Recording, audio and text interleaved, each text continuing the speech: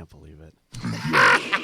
It was so good. It was great. It was great. The start of the show and the end of the show. That was was- not a it bit. was That was fucking not great. planned. It was great. Oh my goodness. Oh. Yes. Oh, yes, man. yes, man. Did you enjoy the show? Yes. Hey, wait. Are you a fan of Satan showing up? Do you feel like that's kosher?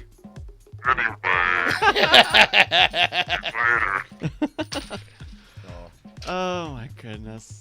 Oh. It's 11 o'clock, guys. That was a double stuffed one for the collectors. That's right. It was fun. It was, It was good. good. I thought it It was a was really good. good show. Yeah. I usually am never like against when shows go long. Generally. Except for today. Today, I was just like, would you fuckers just shut up? Well, I I swear to God, if you count those coins one more time. 1, 2, 3 more times. You saw me count that. No. Okay. Thank you everybody for voting and submitting show titles with the Bang S command. We have got some show titles here, like including 1, 2, 3, 4, 5. Peak Brian, I think, is pretty good. Brian's pretty good. Hold on, let me get that. That sentence usually ends in a bomb threat. Bows before froyos. It's 1, 2, 3, 4, 5 hours of it. N-word facing. Well, no, let's not do that one. Oh, let's not. How about no? Oh, have an ice cream on me. This quest is 110% Brian. Price goes racist. God damn. Really whipping the llama's ass. Lose amp? I'm going to give Lose amp a vote. Let's see. David Blaine really likes peeing in public. That's great SEO. Christmas in June. By the way, I missed him. He fucking came to Oakland. He was like fucking a couple blocks from my house, and I meant to get tickets. And Andrew I forgot. Main? For Blaine, yeah. Andrew Blaine. Bribe the manager. Brian confuses. Actually, you want to know why I didn't go see him?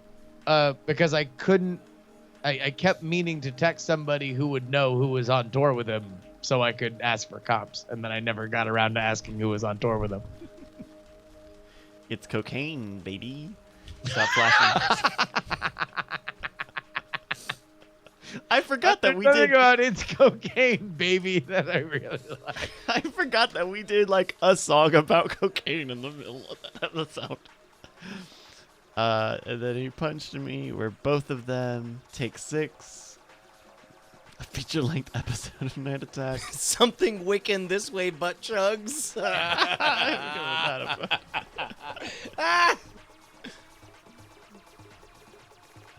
Oh man, we are 1/3 of the way to 666. That's right. All right, we're gonna go to the back of the top, where the top votes are. What are you feeling, Justin? What are you liking? Oh man. I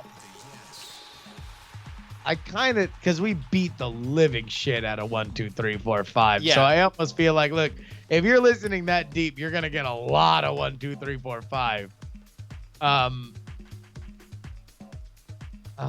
Jeez. I would say either Lose Amp or That's Peak Brian is my favorite. I think the most clever is Lose Amp because like you gotta get that joke immediately like upon listening to the show.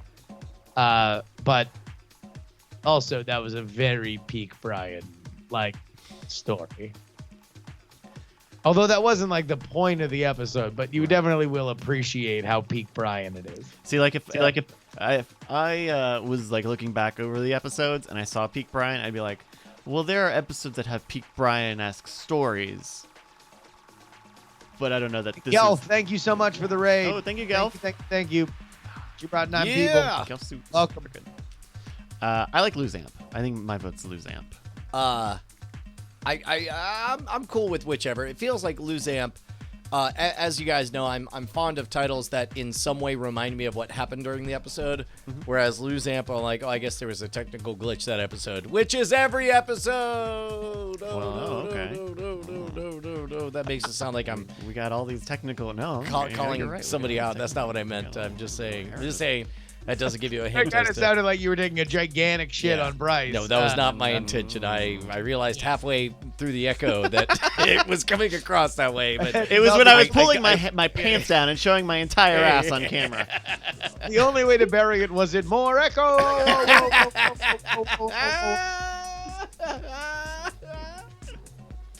No, I'm cool. I'm cool with Lose Amp. That's fine. Okay. Although I kind of really like it's cocaine, baby.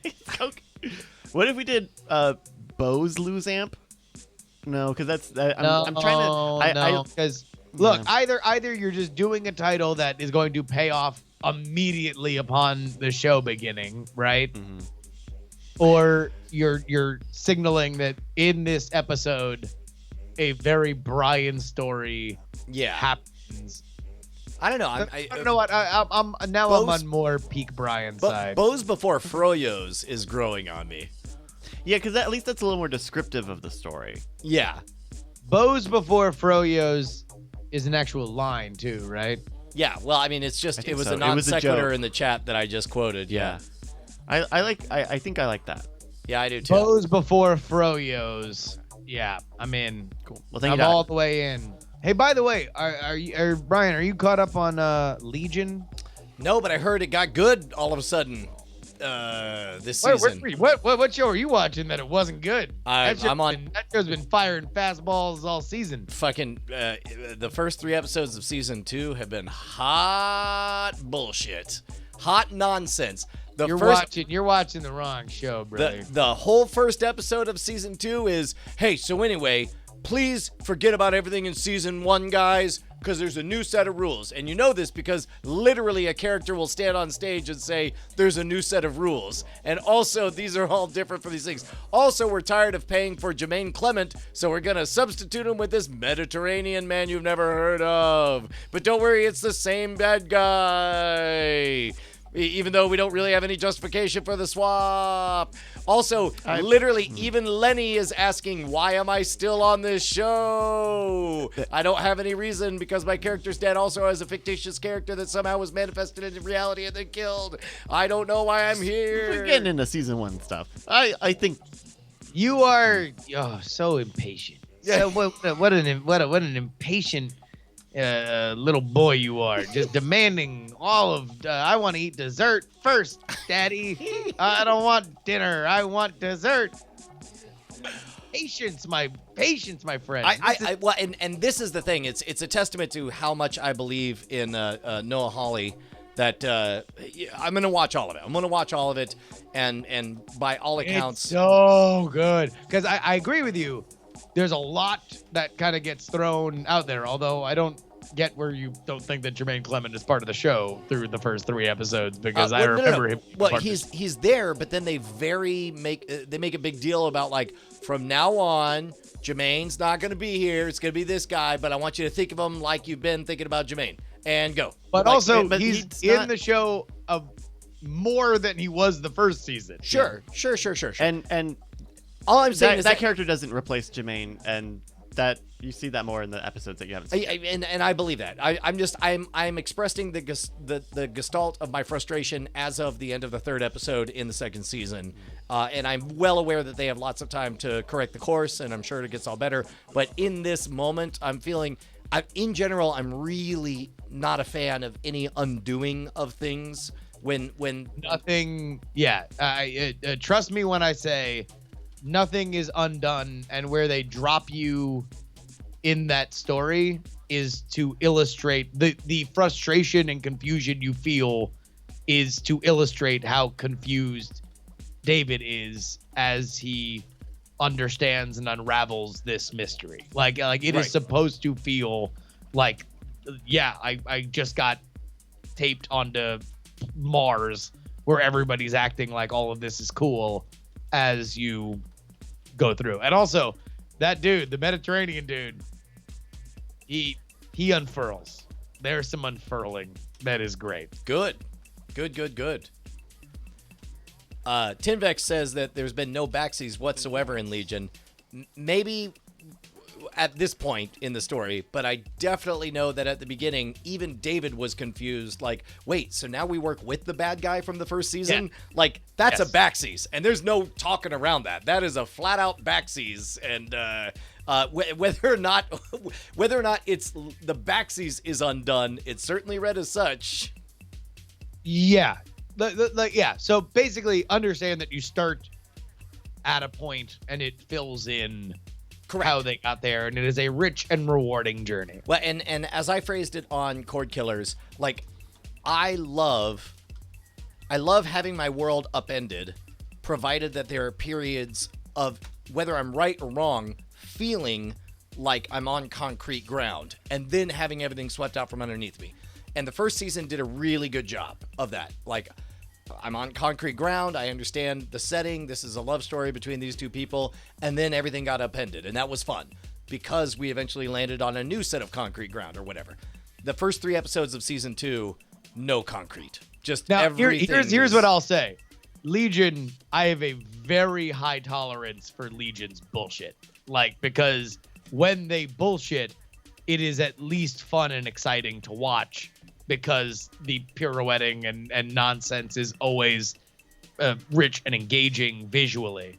Unlike other shows that I won't name, that I've recently been more appreciative of this season, but then decided to pay off their most exciting element by effectively just doing the Spider-Man pointing at Spider-Man gif for their most recent episode. I was less pleased with that. You didn't care for that? I thought, let me just say this. In a show that is supposed to be about immersion and cool experiences, when one character has to turn to another character and say, "This is shitty writing," and then the character has to say, "You plagiarized." "Yeah, I'm a shitty writer." Yeah. I was less pleased with that. That was definitely a moment. It was definitely like I half expected him to go into a tirade of like, okay, it's not plagiarism when we own both IPs. It's called reskinning, and it happens in a lot of different video games. Did you go see Deadpool 2? Yeah, right. It's not a spoiler. Yeah, I didn't hate the episode, but I was just like I was just really hoping for something. I was hoping that they were like going to unleash something really awesome with that, and I was disappointed when it was like, no, it's like the thing. We do the same thing, but now it has a different sounding sound to the same song that we cover. So can we take a moment? I don't think we really talked about how great last week's episode was. I ended up watching it a second time. Episode 203 of Westworld, I think, might be the best episode of the entire series. I mean, certainly, I think I was talking to Maine about it. It's the kind of episode that a really good show does, wherein you're not burning fuel on your main plot, but you are exploring a rich polyp of your universe, and you are so engrossed in it, and it tells a very cohesive, begins here, ends here kind of story. So yeah, no, I really liked it. I thought it was well done. It was well directed. It was well written. I think even some stuff like the ending moment of that episode is a little kind of like 203. You're talking about 203? Yeah, it's a little like the moment. I didn't mind it. It's the end little hook there, but that was a little like we ran into each other. Yeah, I'm okay with that. It's just one of those. The writers need for them to both be in the same place. So in this world of infinite chance and possibilities, they run into each other for no reason, which is fine. Like, it just isn't my favorite thing. Yeah, I took that to be like she recognized, oh, shit's hitting the fan. We're in a crisis situation. I bet I know the area I can find other allies, family members, etc. And it makes sense. It wasn't like they just randomly, although it was presented like they just randomly encountered each other. But I didn't read it that way. I took it as she was like, okay, shit's hit the fan. I bet I know where somebody who I need to find is. I mean, but like based on what? Well, I don't know. Unnamed. I mean, it's clear they're Disney people and they've been to Epcot a billion times. Like if you and I, if all of a sudden Goofy started slaughtering people, and we were. Okay, wait a minute. All right. Here, you want to test this? Yes. We're at Epcot, and fucking German Goofy, read into it what you will, starts murdering people. Yes. All right, I'm gonna lock in where I'm going in Epcot. Yep. You lock in where you're going. Yep, On the count of 3, we say it at the same time. All right. All right, ready? 3, 2, 1. England. British pub. Yeah. So we know, right? So that's not weird that they ran into each other, right? You want to know what? I revise my review.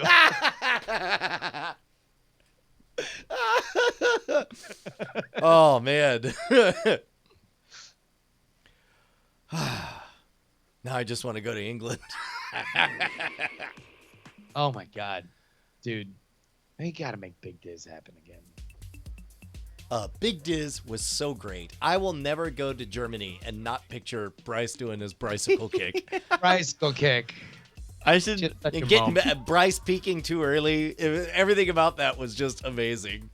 By the way, I got to be a part of Willie Dills was in town, and I hung out with some of his friends from the MGA, the Mediocre Golf Association, and we just all were sitting down bullshitting, and he, from Willie Dills' perspective, told the story of us going to the Hall of Presidents and like how awesome it was to just like have a gang that was just rampaging through Disney. Like, to hear the glee in his voice as he extols the virtues of that to strangers just made me so There happy. were so many moments that were so great, not the least of which was the Hall of Presidents moment. The fact that we just go waltzing around and something about our presence triggered a subroutine in the hosts that they're like, hi, you appear to need management. Would you like to instantly get access to things so that we can keep whatever this is contained?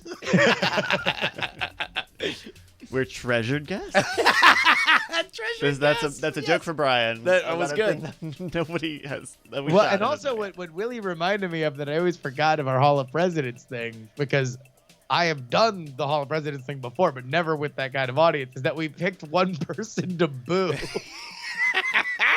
It was what, So Taft? everybody picks their own favorite president to cheer. We all picked one that we were going to boo roundly. Oh, the other part that I really remember from that day was all of us deciding that we were gonna stare at the ferry boat captain and just wait to catch his eye, so that I forgot what we were gonna do. But very quickly, it became apparent that the ferry boat captain knew what we were up to and was intentionally refusing to look at us. And there was this great moment when I think we were all gonna start pulling our hand out to indicate like blow the horn, blow the horn. But he was refusing to look to the right, and then you saw him fighting a smile, and there was just good vibes among everyone. Do you want to know what might have tipped him off? Maybe because we had just drank around the world, and the sheet of plastic between him and us wasn't thick enough to contain what we thought were our muffled voices. Could be that he heard us all saying, "Guys, let's catch his eye," and then we'll all do the horn sound. Sure. All right, everybody, shh. Shut up! Shut up! We're trying to get the captain's attention. Shut up! It was so adorable. It was so But I mean, great. how would he manage your expectations? It was his first day working there. What? It was not. No, I know. It's, Oh yeah, got it. You're saying, look, he encounters these fucking assholes Yeah. every fucking day. he's got a button that's Yeah. like, this is. Yeah. Oh my god. Man, we got to figure that out. Maybe once we do this, once we get this this SoCal thing behind us, maybe we do a Florida tour that ends with a big Diz. Yeah, true fact. That guy quit the next day.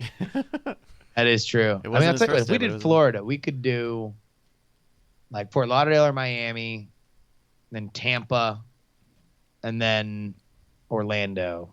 That'd be a nice little 3-day experience. The Florida, they call that the Florida whirlwind. That's called a hurricane. And it kills people, Bryce. Dun dun dun dun dun dun dun dun. Dun. It just starts playing again. Wait, Cattle Humper. Cattle Humper's not in South Florida no more? Where you at now, Cattle Humper? Everyone, yeah. All right, listen. Fucking let's sell out these shows, and then we can talk about the other shows we're going to do. nightattack.tv/tour. Yeah. Well, I'm glad to hear that Legion hits hard. Yeah. And by the way, Gambling Man, I think you're actually correct. Legion's plot is very simple. It is just that they take, a tremendous circuitous route to get there. And also, it's a show about a schizophrenic telepath that also has these like larger John Hamm narrated monologues about society. I still don't get the John Hamm stuff. To be honest, it just feels like Fargo season 3. Like, did you not watch it? I think I stopped in season 2. Oh man, season 3 is great. They do a lot more of that in season 3 with because one of the family members of a character, or I guess one of the people that gets killed at the beginning, turns out to be a science fiction writer, and so they just like there's huge chunks where they just tell a science fiction short story complete with animations and all that stuff, and it's never entirely clear what it has to do with the rest of the story, but it does a great job of filling in sort of like, oh, this is the kind of story that this person came up with. There's more of a direction to it in Legion. Like you start to understand at least the theme of the stories that he is telling, and they pay off on a certain level thematically. But so it's not quite as abstract of like, all right, we're just going to read this science fiction story because it was introduced in the plot. But it's definitely like, look, that show is, I'm a showrunner. I did a hit show for this network. They've literally just given me a bunch of money and a bunch of freedom. So I want to write a John Hamm monologue and just have a bunch of people show it, and I'll shoot it in a cool white room. Yeah, that's fine. Are you watching Evil Genius? I don't even know where the fuck that is. That's on Netflix, and it is a documentary. I think it's like 4 or 5 episodes. It's about, and I bet you've heard of the story. It begins with the dude who walks into a bank wearing a collar with a bomb attached to it, and very casually says, "Hey, so anyways, bomb on my face. You got to give me $250,000." And they're like, "Well, here's $8,000. That's all we have." And they're like, "Thanks, man." And then he walks out, and then he sits down, and they're like, "Oh, cops! Oh, wow, you guys!" It's like he's acting like it's the movie Game Night, where he's like, "Whoa, you guys are going all out, are you?" And then at some point, the collar starts beeping, and he's just like, "Oh wait, maybe this is really a thing," and he blows up. Really? Yeah, and true story. Also, I really wish I could be there in the editing room as they figure out how many frames of a bomb exploding around someone's neck do you show before you snap to black. Is it 1 frame? 2 Wait, frames? they have real footage of this? Yeah. Oh, geez. And then You were saying it was on TV, or they at least showed the footage on TV, or am I thinking of something else? I'm sure you could see the actual footage on TV. I'm sure it's leaked somewhere. Gotcha. But it was it's fascinating and crazy, and I'm only like an episode and a half into it, but it's amazing. It's on Netflix. God damn. No, I have not watched it yet. The last thing we watched last night was we finally got into the current season of The Handmaid's Tale. Oh, I need to start that. You guys, if I can, I think I was there in spirit. The two of you were sitting there, and you're like, "Are you happy?" And she's like, "Yes, I'm happy." "Are you happy?" You're like, "Yes, I'm very happy." And both at the same time, you look at each other and you say, "Want to put an end to that?" And then you both turned to the television and started The Handmaid's Tale.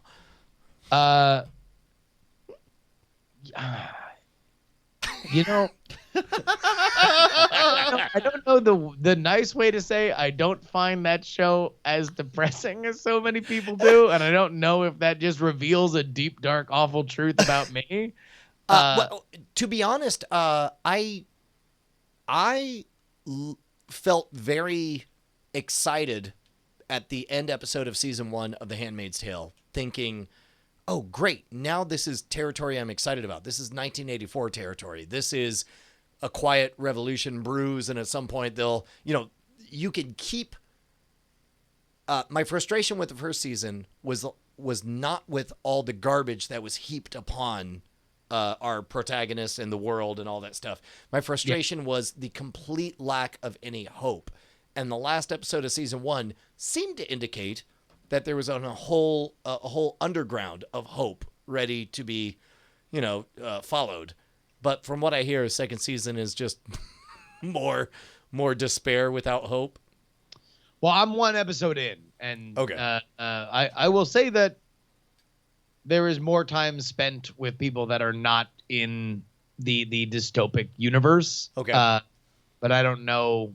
I mean, it's also buoyed by among the darkest things that has happened on the show so far. So, like, it seems like the more, for every little bit of hope you get, they are going to show you something even more fucked up and dark to show you what that hope costs, which I think is kind of the point of the show. Yeah. If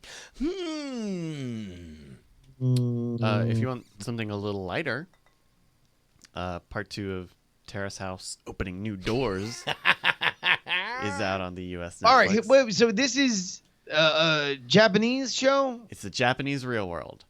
Okay. And how many of these have there been? This is the 3rd series of it. And have these already happened like years ago, and now they're just making their way to America? No, or they're in Japan. They're coming out weekly. Wow.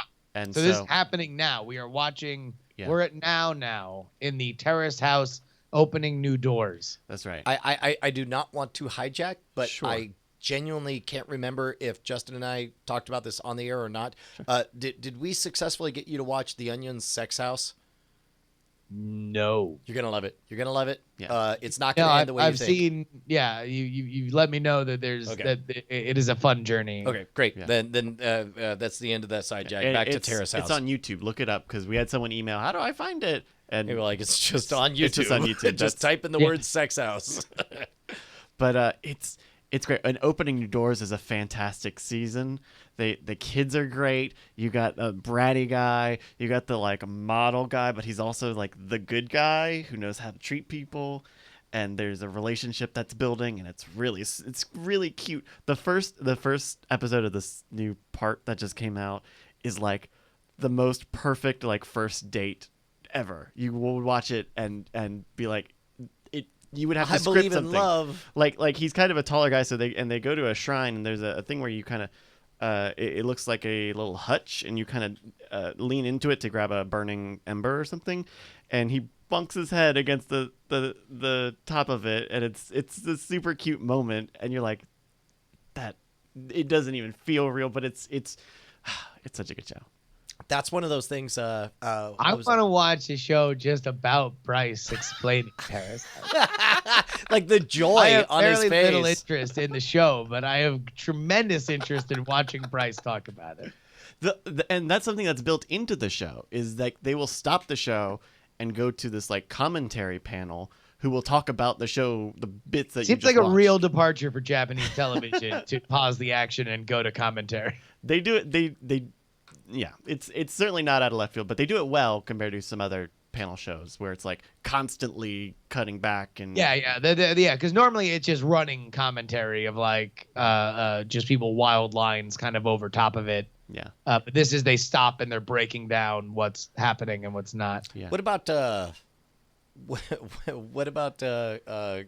Cobra Kai? Did you see that yet? No. Okay. Are you gonna? You think? I'm not really a big Karate Kid guy. Like, and I know that everybody loves I don't think it, you and I need to know be. that it's the best thing ever, and everybody thinks it's so good. I don't know.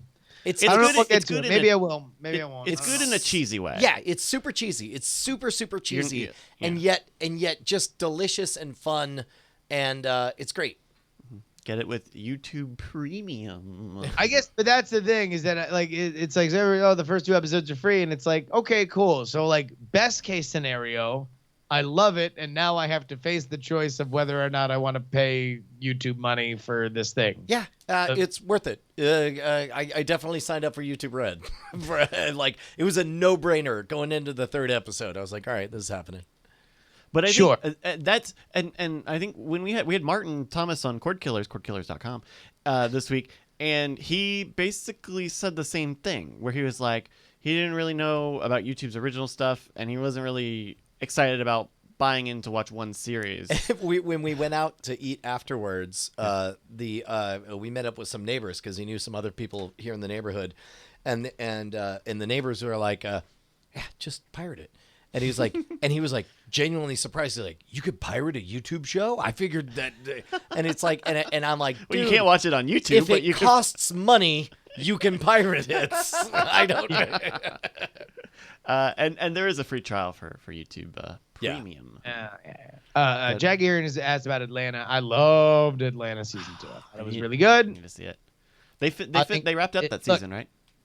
What was that? They wrapped up that season finale. They did. I think that the show has to me, the show that I would compare it most to is Master of None, and I think it's a more coherent version and compelling version of Master of None, in that, like, I'm more interested in Donald Glover's take on, like, Black Entourage than I am Aziz Ansari's take on Aziz Ansari would like to film half a season in Italy because he wants to go to Italy. But ultimately, like, Atlanta has to balance how much they want to just do, like, oh, I also just want to do this 1-hour movie that's kind of outside of Black Entourage in Atlanta, and how much, like, how compelling that is, like, because that world is cool and relatively uncovered. The idea of, like, a really credible, coherent, like, rap story, an episodic rap story from the ground up. Yeah. I'm excited to see it, especially now that it's wrapped up. I did like season 1 a lot.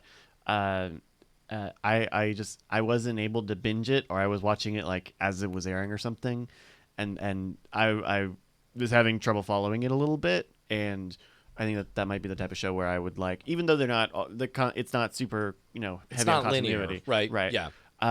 Just in terms of, like, keeping, I'm bad with names. Donald Yeah, Glover's this is character. a more linear story. Like, there are is. like 5 or 6 episodes that you could probably just even watch outside of the rest of them, where it tells a very coherent story about that core group, and specifically Donald Glover's character in Paperboy.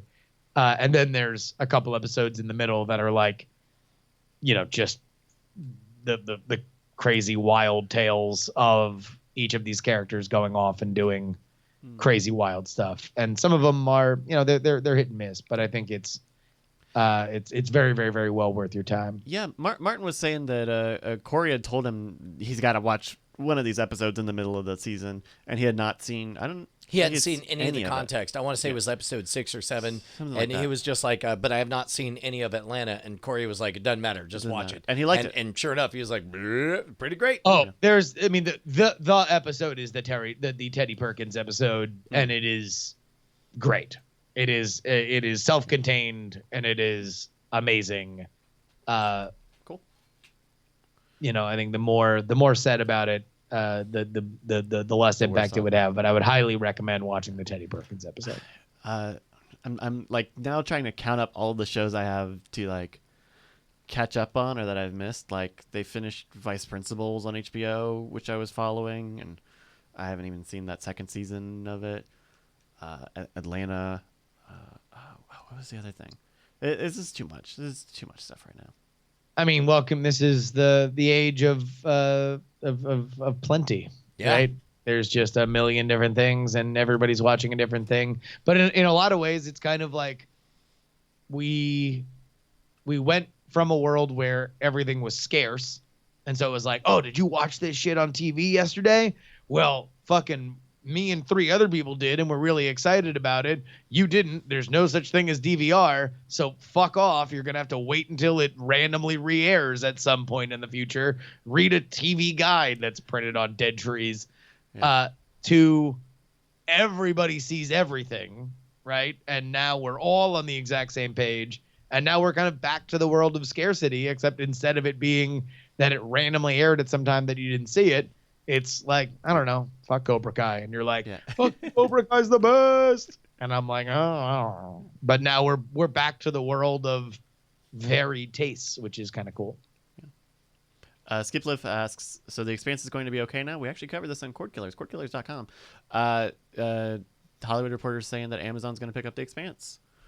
I mean, it's funny because it's unofficial still. But sure, but also that's how I've enjoyed all of the Expanse so far. So for me, my whole experience will be completely unchanged. I will continue to buy it season by season on the Amazon. Yeah. The Hollywood Reporter article about it is really interesting in that it's like, oh yeah, Jeff Bezos was personally upset that they didn't originally get the Expanse, which is why they ended up with the digital rights, because they wanted a piece of it. They really wanted it. They Spinna says, I feel like Justin's missing out on a good show with season 3 of Mr. Robot. I really do need to watch season 3 of Mr. Robot. I'm not. This is like, I literally tried to buy it on iTunes and there was a bug that wouldn't let you buy it on fucking iTunes. It was like a known bug that people were talking about, and I just kind of lost track of it. Weird. So yeah, I don't know how much I love the 3rd season of Mr. Robot. That was the other thing, is that like I love the first season. I liked the second season, and then everybody that I knew that was raving about the first 2 seasons, not that they didn't go out of their way and say fuck the 3rd season, but nobody was like, did you fucking see that shit? Like, and so it kind of took a little bit of the gas off of me. They walk back some of the bigger world implications that they hinted at in season 2. Yeah. And but I think they're also big, like season 3 goes to some big stakes and it sets up a weird turn for season 4. But I don't know. Maybe you could disappoint me and then doubly surprise me. I don't know. Maybe that's. I mean, I don't know. Imagine if after A New Hope, after they blew up the Death Star, the rebels were like, "We got to rebuild the Death Star, guys. That was the worst thing we've ever done. We need to. There are pieces all over the place. We can do it, guys. That's our new goal: is to rebuild the Death Star." You're like, well, that's less exciting. Yeah. But what if there's a weird thing? All right. What is a weird thing? Enough. I will watch season 3. I wasn't for loss of words. That was. I know you're being careful to be courteous. Yes. Well, and also to illustrate how like nondescript. Anyway. Yeah. Yeah. Hey, everybody. I don't know about you. Yeah. No. Let's wrap it up. It's almost midnight. Love you guys. Yeah. Peace. Mwah. Mwah. Oh. Let's build a Death Star. You and me and the other guy. That other guy. He's an engineer. He knows how to build Death Stars. Death Star plans. I got them right here. 5 for $1. No fears. Sorry. This is a much better plot than Rogue One. Death Star. Let's build one. You and me and that other guy. Good night, everybody.